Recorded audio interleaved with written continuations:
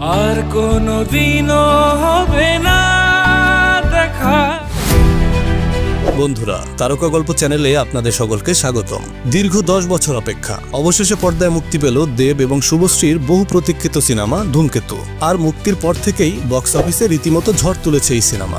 আজ আমরা জানবো ওপার বাংলায় কেমন চলছে ধূমকেতু, কত টাকা আয় করলো আর কতগুলো স্ক্রিন পেয়েছে এই সিনেমা। ধূমকেতু শুধু একটি সিনেমা নয়, এটা বাংলা সিনেমার ইতিহাসের একটা অধ্যায়ের নাম।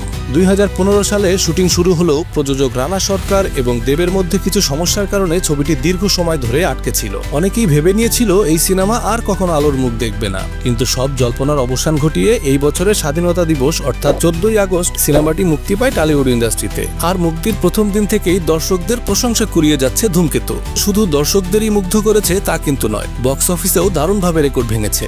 মুক্তির প্রথম দিনেই এই সিনেমা আয় করেছে প্রায় 2.5 কোটি রুপি, যা কলকাতা বাংলা সিনেমার ইতিহাসে এর আগে কখনো সম্ভব হয়নি। প্রথম দিনের সাফল্যের পর দ্বিতীয় দিনে এর আয় বেড়ে দাঁড়িয়েছে প্রায় 3.25 কোটি রুপি। আর মুক্তির মাত্র 3 দিনের মধ্যেই 7 কোটি রুপির বিশাল অঙ্ক ছুঁয়ে ফেলেছে ধূমকেতু। আর 4 দিনে এর মোট আয় দাঁড়িয়েছে 10 কোটিরও বেশি।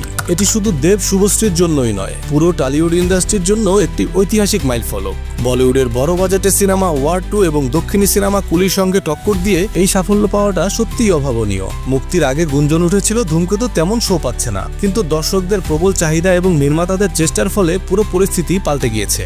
বর্তমানে সিনেমাটি পশ্চিমবঙ্গের প্রায় 550টিরও বেশি স্ক্রিনে চলছে, যার মধ্যে অনেক শোই হাউসফুল যাচ্ছে।